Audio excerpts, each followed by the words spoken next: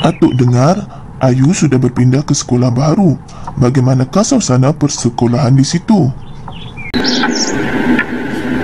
Bagus, Atuk. Saya suka bersekolah di situ. Ada murid Melayu, Cina dan India. Kami semua berkawan baik. Baguslah begitu. Tetapi Ayu mestilah sentiasa menjaga hubungan antara kaum. Apa maksud hubungan antara kaum, Atuk? Hubungan antara kaum ialah perhubungan antara manusia yang mempunyai perbezaan agama, budaya, adat resam dan bahasa. Oh, macam masyarakat majmuk di negara kita lah, Atuk. Ya. Ya, sebab itu kita perlu saling menghormati dan membantu sesama kaum. Barulah negara kita aman dan harmoni. Ya, Atuk, saya setuju. Saya juga sentiasa menjaga hubungan baik dengan kawan-kawan saya. Itulah yang terbaik. Nabi Muhammad SAW dulu pun membuat perjanjian dengan orang Yahudi di Madinah. Semua kaum, tidak kira Islam atau bukan Islam, bersama-sama menjaga keamanan negara Madinah. Betul, Atuk. Kita sebagai warga negara perlu bersatu hati mempertahankan negara kita. Selain itu, kita juga perlu mengeratkan hubungan silaturahim sesama kita dan mengelakkan diri daripada permusuhan. Dalam surah Al-Hujurat ayat 12 dan 13 ada menyatakan perkara yang dilarang dalam Islam. Bolehkah Atuk jelaskan perkara yang dilarang itu? Boleh, Ayu. Dalam ayat tersebut, Allah SWT melarang kita bersangka buruk, mengumpat, mengintip atau mencari kesalahan orang lain. Ya, Atuk. Mengumpat memang perbuatan yang tidak elok sebab kita bercakap tentang keburukan orang lain. Tetapi bersangka buruk itu bagaimana pula, Atuk?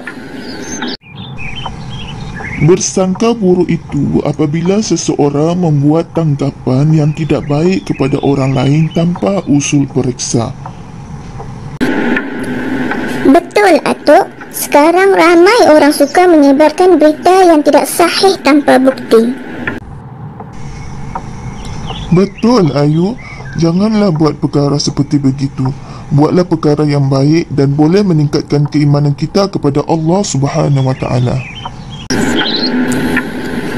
Baiklah, Atuk. Ustaz pun ada beritahu kita semua berasal daripada Nabi Adam AS. Manusia semuanya sama. Walau apa-apa pun keturunan atau bangsa kita, yang paling mulia di sisi Allah SWT ialah orang yang paling bertakwa.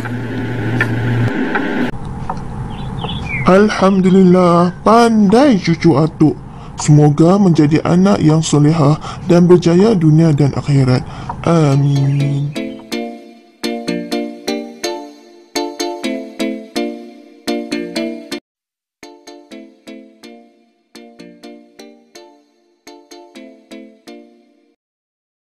Assalamualaikum warahmatullahi wabarakatuh dan salam mahabbah daripada Ustazah Noazilinda binti Abdul Aziz atau lebih dikenali sebagai Ustazah Una.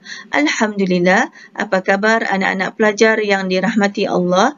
Ustazah doakan semoga anda semua berada dalam keadaan sihat walafiat dan dijauhkan daripada sebarang bala bencana. Kita doakan semoga pandemik wabak COVID-19 ini berlalu pergi dan kita boleh kembali hidup seperti biasa sebelum ini. Ustazah harapkan anak-anak pelajar masih bersemangat, masih lagi bermotivasi untuk meneruskan pembelajaran kita walaupun secara maya.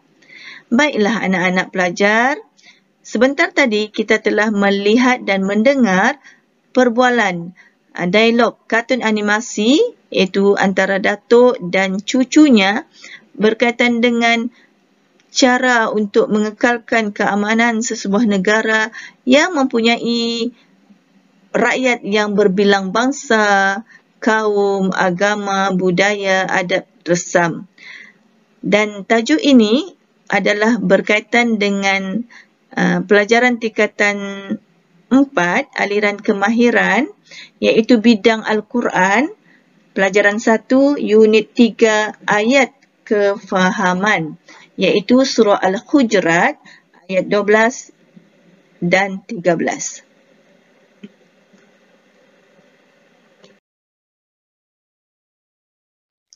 Sebelum Ustazah kupas dengan lebih lanjut lagi berkaitan dengan topik ini, perlulah anak pelajar mengetahui dahulu standard kandungan dan standard pembelajaran bagi topik ini.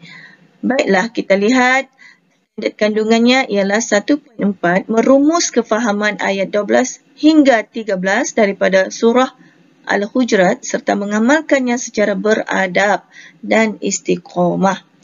Okey, standard pembelajaran yang perlu difahami dan dikuasai oleh anak-anak pelajar iaitu dapat menyatakan terjemahan ayat 12 hingga 13 daripada surah Al-Hujurat, jelaskan maksud hubungan antara kaum, dapat menyenaraikan contoh-contoh larangan yang terdapat dalam ayat 12 hingga 13 daripada surah Al-Hujurat, kemudian merumus pengajaran ayat dan hubung kaitkan dengan kehidupan kita. Last sekali ialah sentiasa mencari hubungan yang diredai Allah dengan beradab dan istiqamah. Maknanya secara berterusan.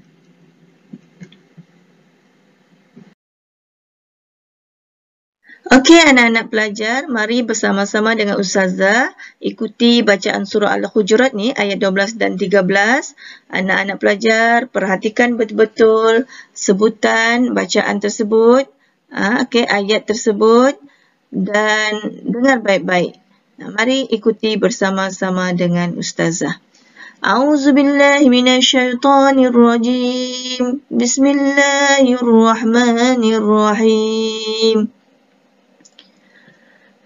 Ya ayyuhalladzina amanu ijtanibu katsiran minaz zanni inna ba'daz zanni its wala tajassasu wala yaghtab ba'dukum ba'dha ayuhibbu ahadukum an ya'kula lahma akhihi maytan fakarihtumuh wattaqullah innallaha tawwabur rahim. Ya ayyuhan nasu inna khalaqnakum min zakarin wa untha wa ja'alnakum syu'uban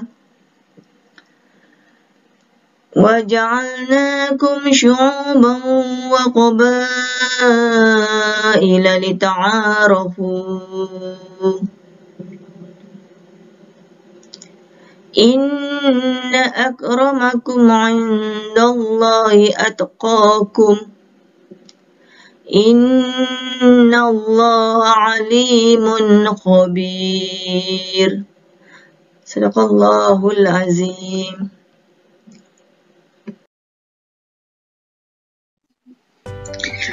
Mari kita lihat maksud ayat surah Al-Hujurat ni, ayat 12 dan 13. Okay, apa maksud dia ialah, wahai orang yang beriman, jauhilah kebanyakan daripada sangkaan kerana sesungguhnya sebahagian daripada sangkaan itu adalah dosa. Ni menuduh-menuduh lah ni. Okey, dan janganlah kamu mencari kesalahan orang dan janganlah sesetengah kamu mengumpat sesetengahnya yang lain. Adakah kamu suka makan daging saudaranya yang telah mati? Maka sudah tentu kamu jijik kepadanya. Dan bertakwalah kamu kepada Allah, sesungguhnya Allah penerima taubat lagi mengasihani. Wahai manusia, sesungguhnya kami telah menciptakan kamu daripada lelaki dan perempuan, dan kami telah menjadikan kamu pelbagai bangsa dan berpuak-puak, supaya kamu saling berkenalan. Sesungguhnya dalam kalangan kamu yang paling mulia di sisi Allah ialah orang yang paling bertakwa. Sesungguhnya Allah Maha mengetahui lagi Maha mendalam pengetahuannya. Walaupun pelbagai bangsa berpuak-puak, di sisi Allah yang Allah nilai hanyalah orang yang bertakwa.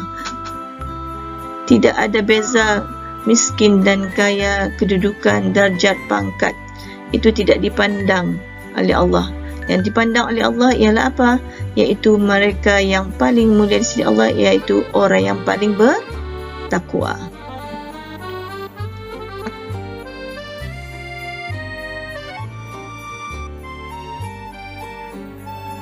Okey, mari kita lihat maksud hubungan kaum. Apa tu maksud hubungan antara kaum? Okey, hubungan antara kaum ialah perhubungan antara manusia yang mempunyai perbezaan agama, budaya, adat resam dan bahasa.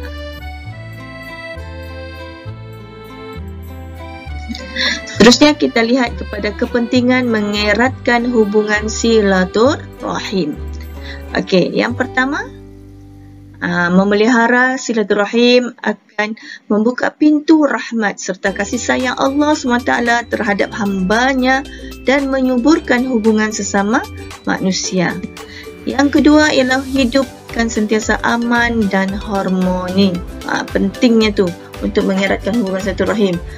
Seterusnya, disayangi dan disenangi oleh masyarakat sekeliling dan juga mudah mendapat pertolongan ketika dalam kesusahan. Ini pentingnya kita menjaga hubungan silaturahim. Okey, seterusnya pula ialah cara-cara untuk mengeratkan hubungan silaturahim. Apa yang perlu kita tahu iaitu caranya ialah saling hormat menghormati antara satu sama lain, beramah mesra, tidak sombong dan takbur, rendah diri. Kedua, saling tolong menolong antara satu sama lain. Okey, membantu jiran ketika dalam kesusahan. Begitu juga sikap bertoleransi seperti kita sedia menghormati dan menerima pendapat orang lain.